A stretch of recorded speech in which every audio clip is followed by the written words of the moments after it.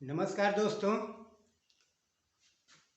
हमारे प्यारा सा यूट्यूब चैनल क्लोज डेस्टिनेशन में हिंदुस्तान के सभी छात्र भाई बहनों को मैं लक्ष्मण चौहान हार्दिक अभिनंदन करता हूं।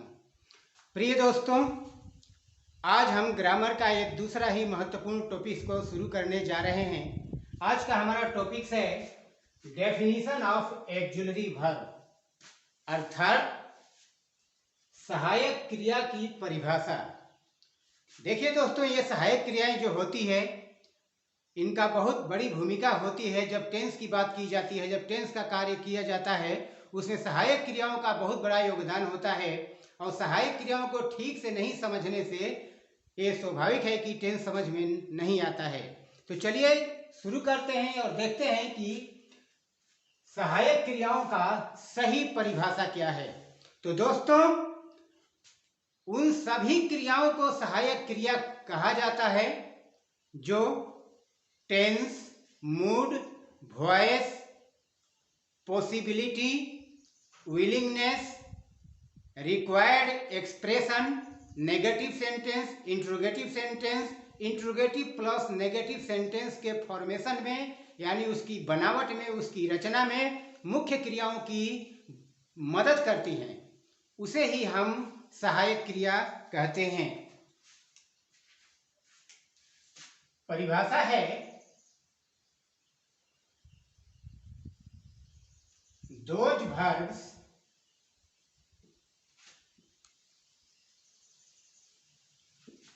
which help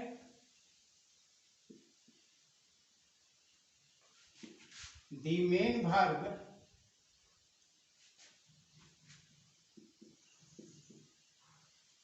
in the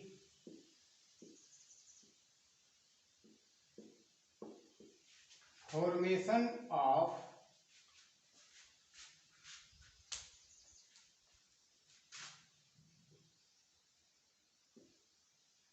tense,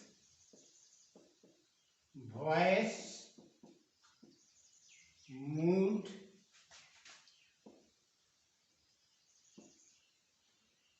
required expression,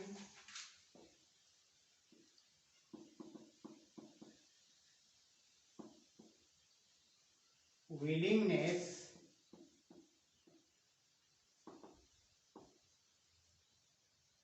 possibility,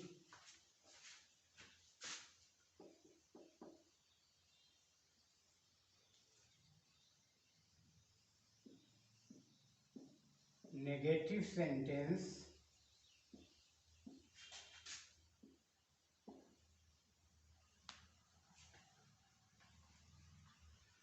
interrogative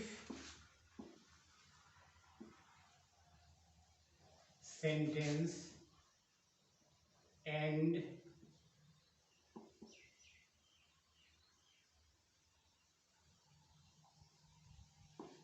interrogative plus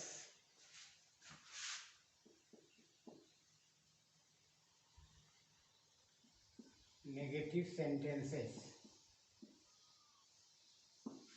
दोस्तों, सहायक क्रिया उस क्रिया को कहा जाता है जो tense, voice, mood, required expression, willingness, possibility, negative sentence, interrogative sentence and interrogative plus negative sentence की संरचना में मुख्य क्रियाओं का मदद करती है, माने मुख्य क्रियाओं की सहायता करती है। तो दोस्तों, अगर हम सहायक क्रिया का प्रयोग ना करें, अगर सहायक क्रियाएं ना होती, तब ना तो हम टेंस बना सकते, ना वॉइस का कार्य हो सकता, ना मूड का काम हो सकता, ना रिक्वायर्ड एक्सप्रेशन को हम व्यक्त कर सकते, ना हम कोई अपनी इच्छा व्यक्त कर सकते, ना किसी संभावना को व्यक्त किया जा सकता, ना ही तो हम कोई किसी प्रकार का नकारात्मक वाक्य बना सकते, ना ही किसी प्रकार का प्रश्नवाचक वाक्य बनाया जा सकता, और ना ही किसी प्रकार का प्रश्नवाचक तथा नकारात्मक वाक्य हम बना पाते अगर सहायक क्रिया न होती। तो हम संक्षेप में कह सकते हैं कि सहायक क्रियाएं इस तरह के टॉपिक्स को, व्याकरण के, ग्रामर के इस तरह के टॉपिक्स के फॉर्मेशन में मुख्य क्रियाओं की मदद करती है और मुख्य क्रिया के साथ मिलकर ये सब टॉपिक्स का कंस्ट्रक्शन होता है, फॉर्मेशन होता है। तो दोस्तों ये है परिभाषा। फिर से एक बार सुन लीजिए कि सहायक क्रिया उन क्रियाओं को कहते हैं जो tense, mood, voice, required expression, willingness, possibility, negative sentence, interrogative sentence and interrogative plus negative sentence की संरचना में मुख्य क्रियाओं की मदद करती हैं, सहायक क्रियाएं कहलाती हैं। तो दोस्तों ये सहायक क्रिया कितनी होती है, अब इसके बारे में हम लोग जानेंगे कि इनकी संख्या कितनी है।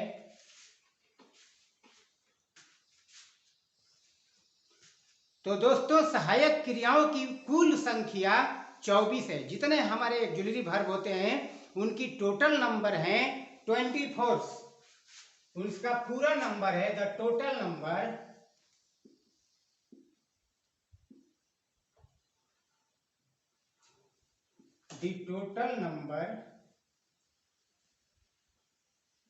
of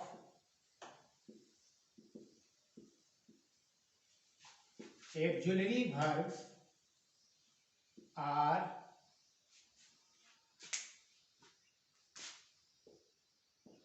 24। सहायक क्रियाओं की कुल संख्या है 24। अब इन 24 सहायक क्रियाओं में दोस्तों 11 होते हैं प्राइमरी ऑक्सिलरीज और 13 होते हैं मॉडल ऑक्सिलरीज।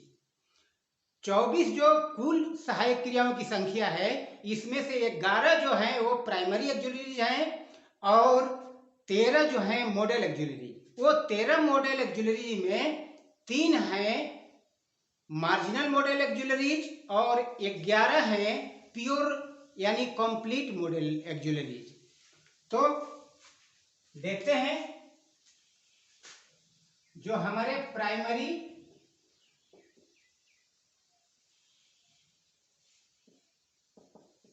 ऑक्सिलरीज है इनकी संख्या है 11। जैसे is, am, are, do, does, did, watch, where, have, has, had। दोस्तों ये हमारे प्राइमरी ऑक्सिलरीज की संख्या कितनी है 11। 1 2 3 4 5 6 7 8 9 10 11 ये प्राइमरी ऑक्सिलरीज कहलाते हैं। 24 ऑक्सिलरी वर्ब में से 11 जो है ये प्राइमरी ऑक्सिलरीज हैं। ऑक्सिलरी वर्ब दो प्रकार का होता है, primary auxiliaries and model auxiliaries. उसमें से प्राइमरी ऑक्सिलरी की संख्या है 11 और जो मॉडल ऑक्सिलरीज हैं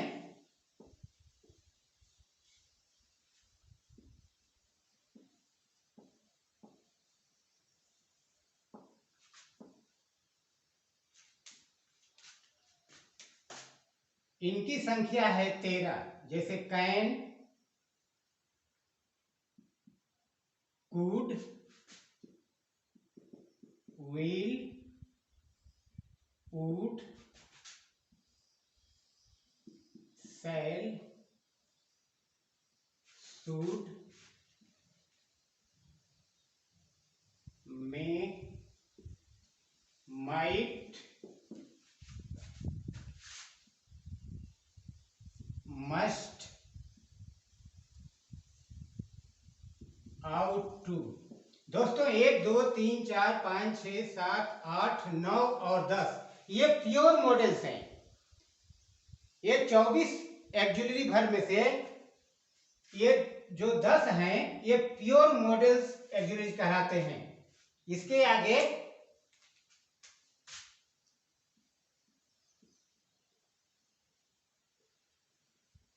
मार्जिनल मॉडल। मार्जिनल मॉडल का मतलब होता है दोस्तों वो ना ही तो पूरी तरह से मॉडल है और ना ही तो पूरी तरह से प्राइमरी है। वो ना ही तो प्राइमरी ऑक्सिलरीज है ना पूरी तरह से वो मॉडल ऑक्सिलरी है। उसको कहा जाता है मार्जिनल मॉडल्स, इनकी संख्या है 3।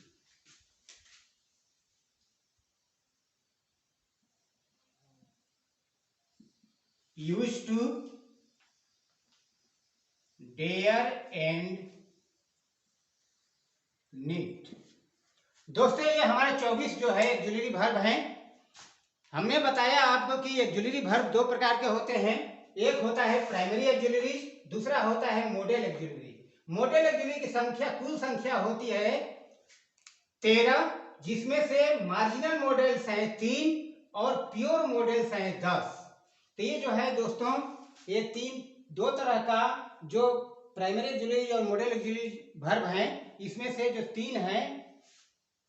तीन हैं ये मार्जिनल मॉडल्स हैं, 10 हैं वो प्योर मॉडल्स हैं, और जो 11 हैं ये हैं प्राइमरी। 11 हो गया प्राइमरी, 10 हो गया मॉडल्स, और ये 3 हो गया मार्जिनल मॉडल्स।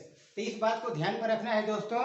इन्हीं एक्जुलरी वर्ब की मदद से हम लोग सारे चीजों का रचना करते हैं। जैसे मैंने पहले बताया, टेंस, वॉइस, मूड इत्यादि टॉपिक्स का काम हम लोग इन्हीं सहायक क्रियाओं के मदद से करते हैं।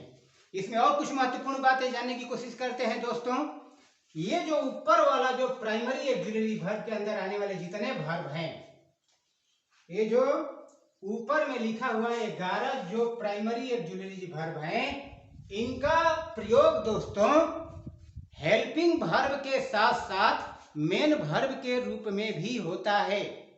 हेल्पिंग वर्ब, एक्जुलरी वर्ब का ही दूसरा नाम हेल्पिंग वर्ब है।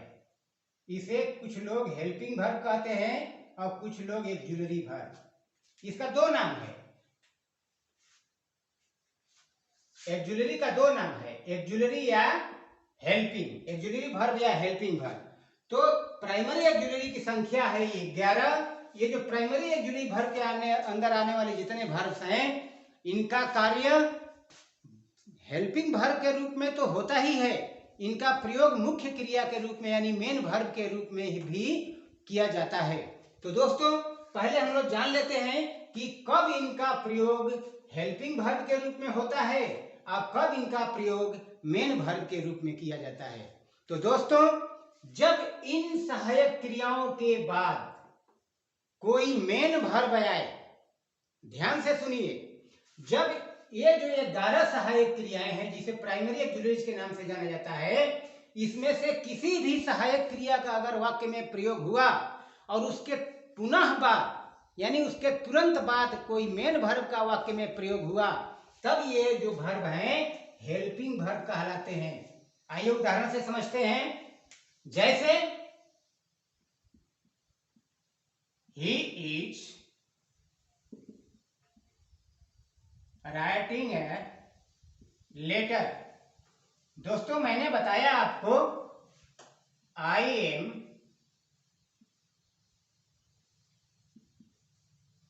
Playing cricket. दोस्तों मैंने आपको बताया कि अगर इन क्रियाओं का प्रयोग वाक्य में हुआ है और इन क्रियाओं के ठीक बाद अगर कोई मेन वर्ब का प्रयोग हुआ है, जैसा कि ये दोनों वाक्य में हुआ है, ये इसका प्रयोग यहाँ हुआ, इनका प्रयोग यहाँ हुआ, और ये दोनों क्रियाओं के ठीक बाद राइटिंग और प्लेइंग मेन वर्ब का के रूप में प्रयोग हुआ है, तब जब इसका प्रयोग हो और इसके प्रयोग के पुनः बाद किसी मेन वर्ब का प्रयोग हो, तब ये क्रियाएं हेल्पिंग वर्ब कहलाती हैं, यानी ये सहायक क्रिया कहलाती हैं। लेकिन जब इन क्रियाओं के ठीक बाद, तुरंत बाद, यहां पर इस जगह पर में किसी वर्ब का प्रयोग ना होकर के किसी नाउन या किसी प्रोनाउन का प्रयोग अगर हुआ है, तब ये क्रियाएं हेल्पिंग वर्ब नहीं कहलाती, तब ये क्रियाएं बन जाती हैं मेन वर्ब। जैसे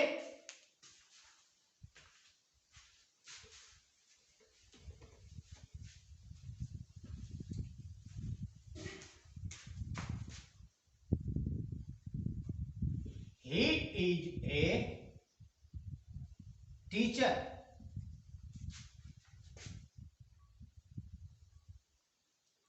You are ब्रदर।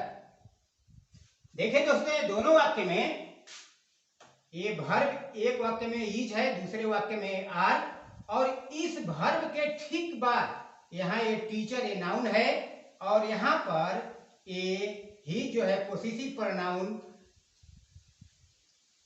तो जैसा कि मैंने बताया कि अगर इन क्रियाओं के बाद कोई नाउन आए तब ये बन जाती है मेन वर्ब, और जब इस क्रिया के बाद में कोई वर्ब आए तब ये सहायक क्रिया यानी हेल्पिंग वर्ब के रूल में होती हैं।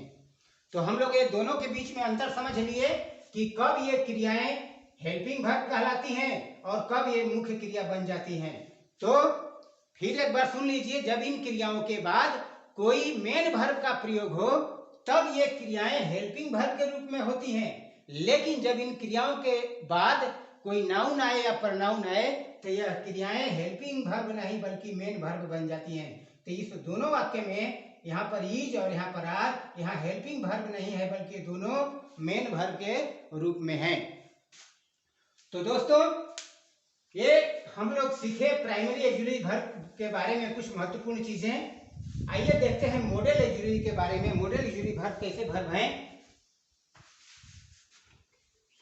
जैसा कि मैंने बताया दोस्तों कि जो प्राइमरी ऑक्सिलरी वर्ब होते हैं वो सदैव सिर्फ हेल्पिंग वर्ब के रूप में नहीं होते, वो मेन वर्ब के रूप में भी वाक्य में कार्य करते हैं। लेकिन जो हमारे मॉडल्स ऑक्सिलरी होते हैं वो कभी भी मेन वर्ब के रोल में नहीं होते, इनका वाक्य में प्रयोग सिर्फ सहायक क्रिया के रूप में होता है। यही दोनों में फर्क है कि ये मॉडल्स का प्रयोग, जो मॉडल्स ऑक्सिलरी वर्ब हैं जिनकी संख्या 10 है, इनका प्रयोग वाक्य में सिर्फ सहायक क्रिया के रूप में होता है, ये कभी भी वाक्य में मुख्य क्रिया के रोल में नहीं होती। आइए उदाहरण से समझते हैं। जैसे ही कैन, ये दोनों वाक्य में देखिए दोस्तों, he can do this work और we must obey your advice. ये दोनों वाक्य में कैन मॉडल्स है, एक मस्ट भी यहाँ पर एक मॉडल्स है। प्राइमरी ऑक्सिलरीज और मॉडल में एक और फर्क है दोस्तों कि प्राइमरी ऑक्सिलरी वर्ब के बाद कोई मेन वर्ब आता है, लेकिन सॉरी दोस्तों, प्राइमरी ऑक्सिलरी वर्ब के बाद कोई नाउन भी आ सकता है। मेन वर्ब तो आता ही है, कोई नाउन भी आ सकता है। एक पार्ट खत्म। तो यहाँ देखिए, ये जो दो वाक्य लिखा गया है, ये पहले वाक्य में कैन और दूसरे वाक्य में मस्ट, ये दोनों मॉडल्स हैं। He can do this work, we must obey your advice, ये दोनों वाक्य में कैन और मस्ट मॉडल ऑक्सिलरी हैं।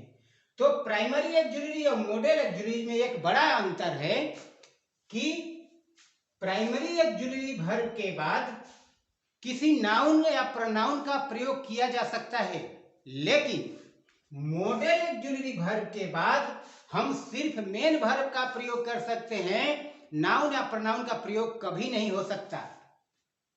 तो ये दोस्तों, ये जो मॉडल्स होते हैं ये सदैव ऑक्सिलरी वर्ब के रूप में होते हैं, यानी हमेशा इसका प्रयोग हेल्पिंग वर्ब के रूप में किया जाता है। इनका प्रयोग कभी भी मेन वर्ब के रूप में नहीं किया जा सकता। चलिए आगे बढ़ते हैं और देखते हैं हमारे मार्जिनल मॉडल्स के बारे में। हमने जैसा कि बताया आपको 3 तरह के मार्जिनल मॉडल्स वर्ब होते हैं,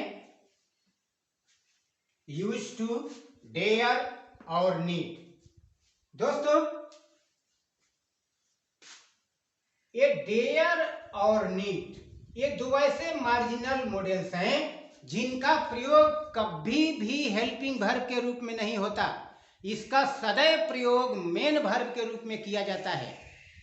फिर एक बार सुनिए, ये डेयर और नीड दो ऐसे मॉडल्स हैं जिनका प्रयोग मेन वर्ब के रूप में किया जाता है।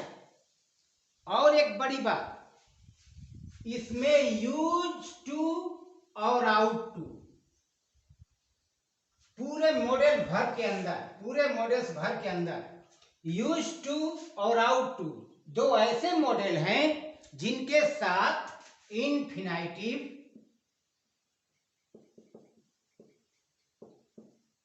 टू का प्रयोग किया जाता है।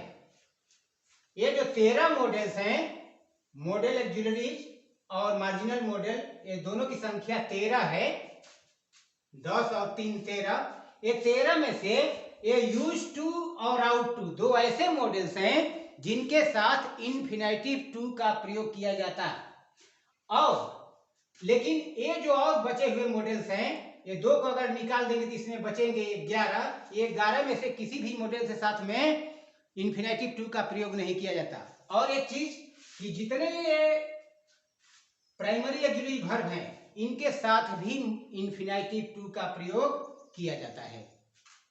तो दोस्तों, ये कुछ खास बातें जो हमने आपको प्राइमरी एक्जुलरी वर्ब के बारे में, मॉडल एक्जुलरी वर्ब के बारे में, मार्जिनल मॉडल के बारे में आपको समझाया और हमने बताया आपको एक्जुलरी वर्ब की परिभाषा। और मुझे विश्वास है कि इस टॉपिक्स के बारे में आपको कुछ जानकारियां मिली होगी, कुछ अंतर आपको समझ में आया होगा।